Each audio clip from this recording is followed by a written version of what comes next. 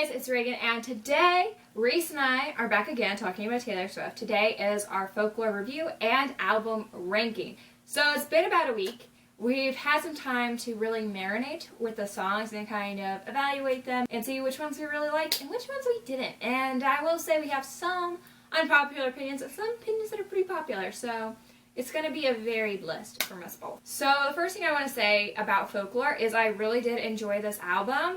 I think that it's one of Taylor Swift's best, written albums. I think it's really, really good.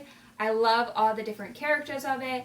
It was just really what we needed in this quarantine, I think, because it's just a very cozy, at-home vibe that I really, really enjoyed. I really like folklore. I love the aesthetic with it. I think it's really pretty. I think some people are calling it cottagecore. I think that's what they were saying the aesthetic is. I think it's super pretty, and I love the music. It's all it has a more delicate feel to it, and none of it's, headbanger. I mean, you could bang your head to it, but none of it's So it's very pretty, and I love it. Probably one of my favorite albums. So let's get into our rankings. My number 16th pick for folklore is Epiphany.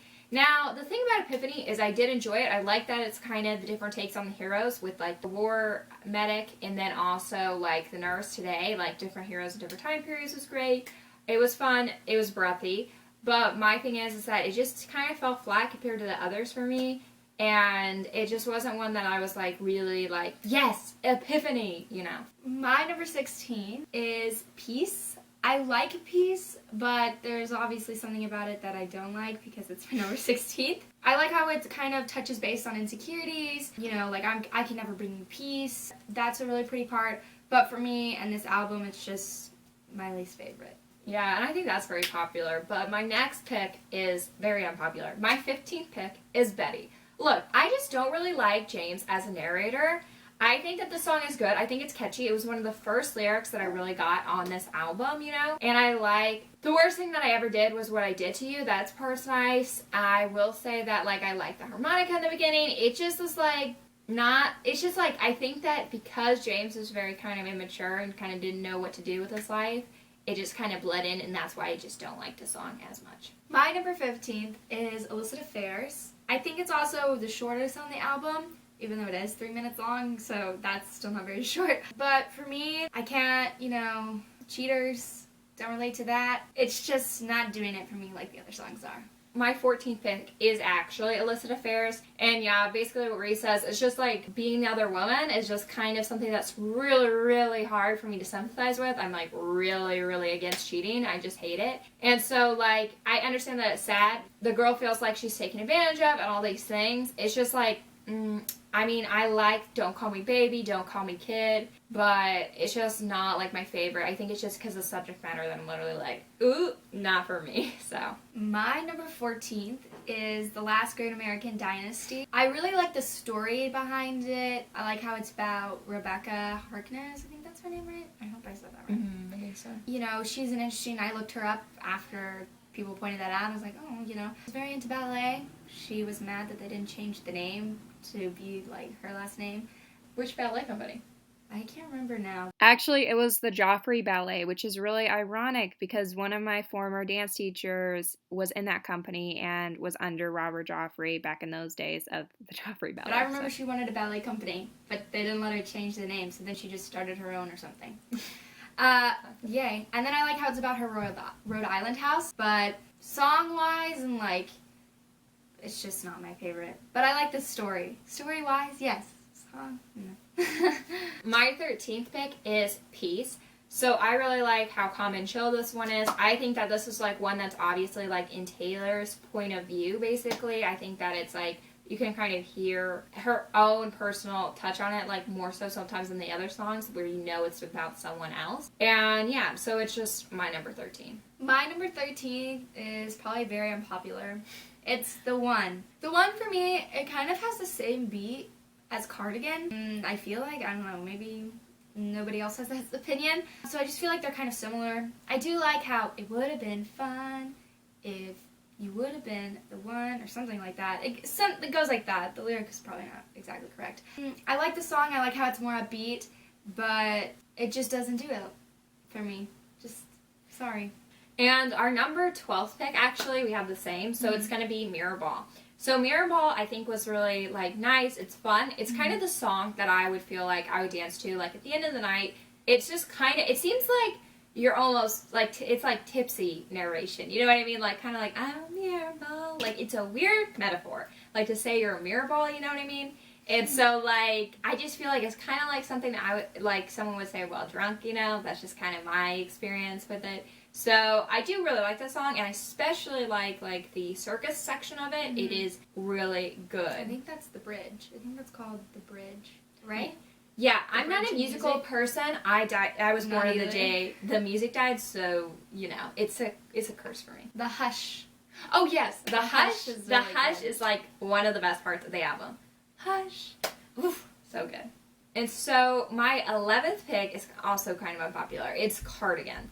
So, I think it is kind of a nice single. Like I said, it's, like, cozy, like the whole album. It sets the tone. I like the beat of it. I like the track. I think it's nice, but, you know, it's not really a standout for me. My number 11 is Epiphany. I really like the track. So, like, the piano behind the singing. And I just think it's really pretty how she uses her voice, where it's, I think, is it, like, rifle or something where she, like, goes up. Again, I don't know the exact musical terms for that because I feel like there's a term. But yeah, I just think it's really pretty, but it's my number 11, so. Okay, this is also a little bit unpopular, but my number 10 is August. And I will say that this song keeps growing on me, so honestly it might end up going higher and higher in the rankings as time goes on. But I like how, like, it is very boppy. I like the tone of it. I think it's just a nice song. I said that I like this song like more of like a beach. Reese doesn't really agree with me on this, but I kind of get the beachy feeling, kind of like sweet summer days. And also, like, I thought it was funny because Reese mentioned to me, like, this could be a song, like, from Donna's perspective, especially, like, Mamma Mia too. And then someone did an edit on it on Twitter, and I was like, oh, these people just get it, you know? Sometimes I'm like, did they steal my idea? No, I'm just kidding. So, yeah, I do really like this song, and I'm saying it's growing and growing on me, so it probably won't stay number 10 Who is forever. the other woman? We will never know. Yeah, what's her name? We don't know. My number 10 is Cardigan. This is from Betty's perspective. I like Cardigan. I like how, you know, it has all those things that you had to find in it. Chase two girls, lose the one, Peter losing Wendy, all that is really pretty. I really like this song. I bought the cardigan. She did. I did buy it's the cardigan. coming for Christmas. Yeah, because I also bought the vinyl, so I'm not getting anything until, like, December. Yeah, 16 weeks, man. So that's crazy, Taylor. I'm waiting for But it's others. okay. It's okay, Taylor. I'll wait for you. And then I'll forget about it and be like, what is this? My cardigan. But yeah, Cardigan for me is number 10. My number 9 pick is also a little bit unpopular because I feel like people really like this song. It's My Tears Ricochet. So I like it. It's obviously the fifth track, so that means it's very emotional. And I think it's a nice song. Cursing My Name, Wishing I Stayed. It's very emotional, very dynamic. I like the part, like, wishing me Dad has brought you two together. Like, the whole, like, malintent kind of you being kind of like, ugh, about these other people, and just, like, the crushing emotional feeling of, like, having these people totally against you. I really like that, but it's just not enough. My number 9 is Mad Woman. I really like the intensity in her voice, and, you know, the part where it's like, call me crazy, I get more crazy. I like that part. I can't sing either, so don't come after me, but I hope you know what I'm talking about. But I like it, but it's just not up there for me. Okay, and then my 8th pick, which is kind of ironic, maybe I should have pushed it up one, is 7. So I like how wistful it is. I like picture me in the trees, picture me in the weeds, guys. It's just so, it's very nice. I just like how deeply emotional it is to me. I think that it's like the most emotional song because it deals with like childhood trauma and stuff. And I just really love it. And I just like how the song flows a lot. My number 8 is Betty. James is an idiot. I don't know what he thinks. He, she, whoever it is. James. He needs help. He's an idiot. Why would you show up at our party? That is my question. I feel like that's the worst time to, like, show up spontaneously and ask for forgiveness. But that's just in my opinion. Again, like I said, same for Cardigan. I like to find in all the things where literally he talks about how Betty was wearing a cardigan. Wow. Wow, Taylor.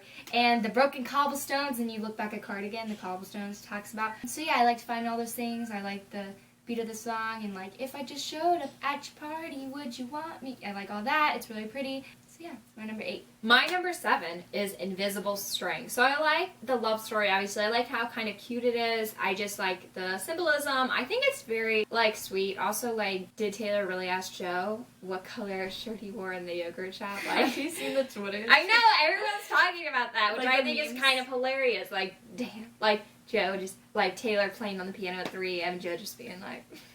What do you want? Honestly, me though, like I do a bunch of stuff at 3 a.m. and I really annoy my mom when I'm stuck at home and not at college. So, you know, I feel that late night energy. My number 7 is Exile. So all the locals are gonna come after me. I really like this song. I like it. Kind of gives me the Last Time feelings duet wise, because I feel like it has kind of a similar build and a similar, like, the way their voices kind of work together. This song is really pretty.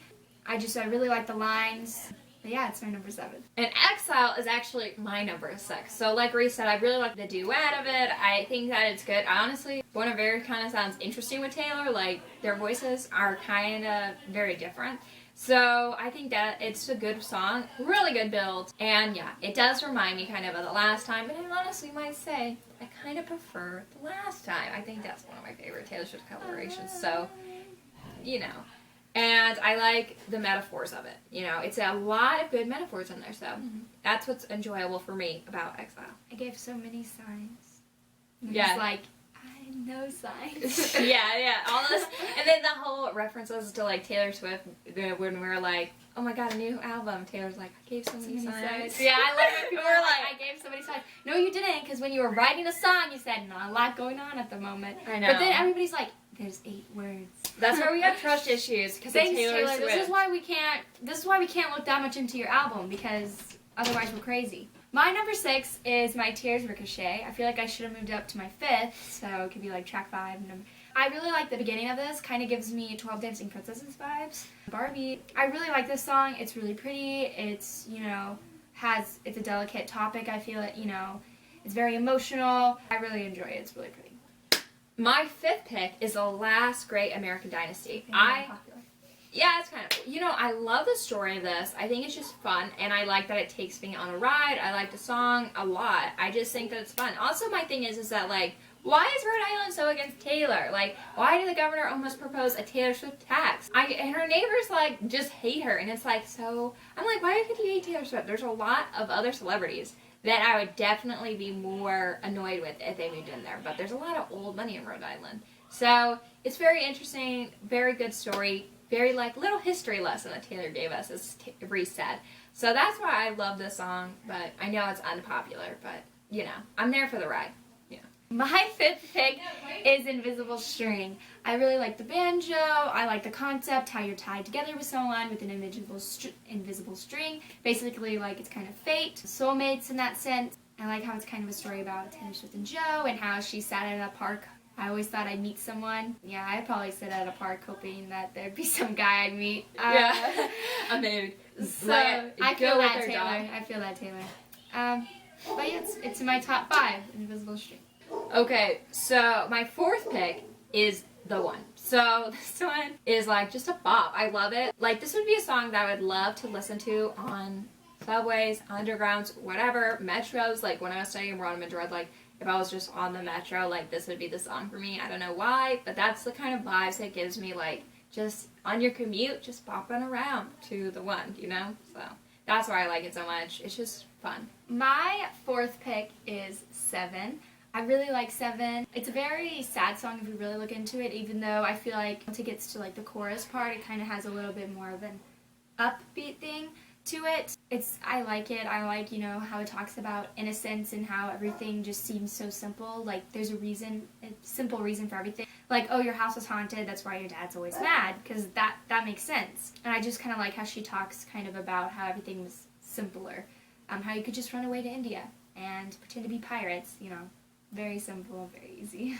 Okay, so my 3rd pick is This Is Me Trying. I really love this song, how it depicts how, like, when you're in the hole, it feels like you're just, like, constantly, like, digging, you keep falling down. Like, you are trying, you are but it's just like you're struggling. You're falling behind your classes. Like all those metaphors that Taylor uses, it really like kind of shows when you're at rock bottom, and like I just think it's a perfect description of it. And it's just like just really good to me. I just love it so much. It's like I really enjoy when Taylor writes more sad songs. Like not that I want Taylor to be sad, but I really like just her getting deep into the emotions, deep in her feels. Like yes, that is just my perfect Taylor. My number 3 pick is August.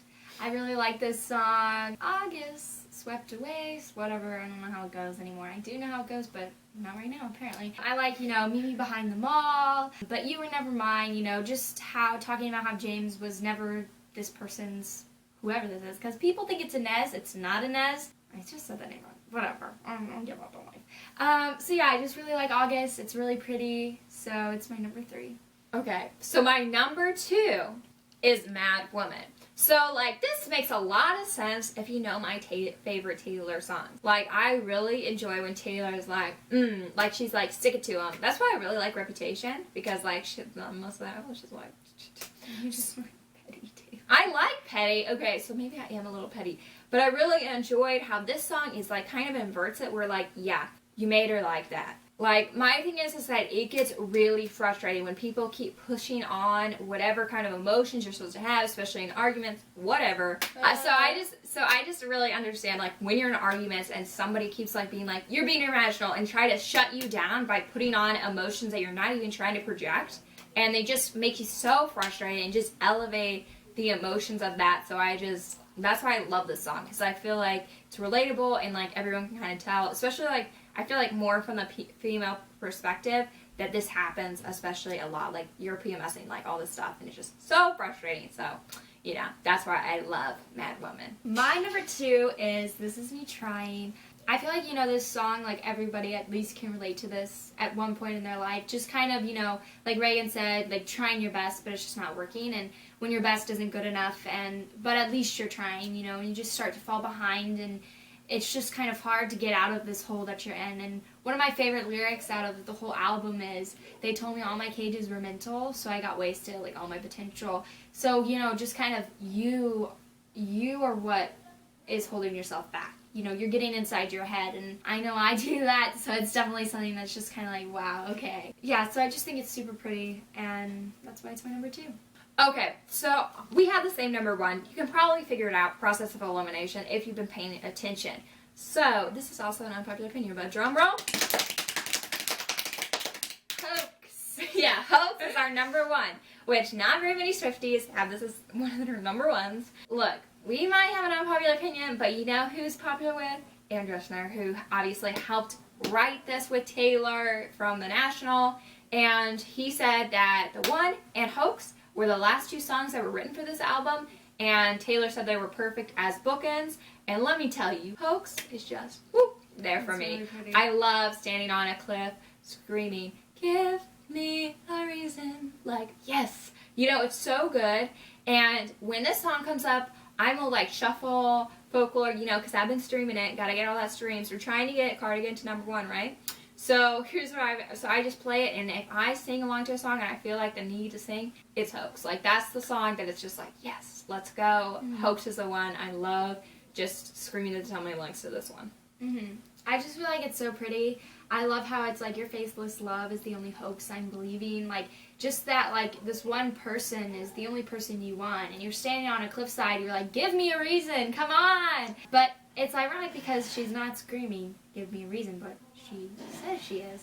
In this song, I just think it's so pretty, no other sadness in the world would do. And some people pointed out, which I don't know, this could be a stretch, but that Hoax ends in do, and the one starts with I'm, so they're like, I do. Oh my gosh. Okay, people, maybe you're right. I don't know, but you guys also are crazy. The Swifties are crazy. Yeah, that's kind of my thing. It's like, yeah, sometimes they're right about stuff, like County Padres and stuff, and then sometimes it works, and then it's like, what? Like, it's kind of crazy as Taylor has Easter eggs in, like, everything. But Taylor yeah. has us running around like a headless chicken. Yeah, honestly. Like, if Taylor released something without Easter eggs, we would find Easter eggs. Like, that's just how it is. So, yeah. And it's also kind of funny that hoax is our favorite because it's one that we definitely can't relate to. Mm-hmm. We both haven't really been in a toxic relationship where we're like, it's very parasitic, you know what I mean? So, it's kind of funny, but it's just so well written and it's just so good that it transcends relatability for us. I love the track, I love the lyrics, I love this song. It's so good. So, guys, that's our review and rankings of Folklore. If you guys agree, you can, like, comment, or if you disagree. Like, it's very interesting. I love hearing people's opinions on it. I love talking about Taylor with people. It's just a fun time. Reese and I might actually be ranking the Elmer albums. Are we, Reese? Yeah, sure. Really? Yeah. Okay. And so maybe subscribe and stay tuned for that, because I do like making Taylor content. I think it's fun, and it kind of takes my mind off being stuck at home, because everyone should be at home right now anyway. Like, let's all chill, listen to some Taylor Swift, have some at-home concerts, you know? Put in Rep Tour again on Netflix. But yeah, so thanks guys so much for watching. Subscribe if you haven't already. Like this video if you liked it. And also, yeah, so bye! Bye! Have a good day, guys.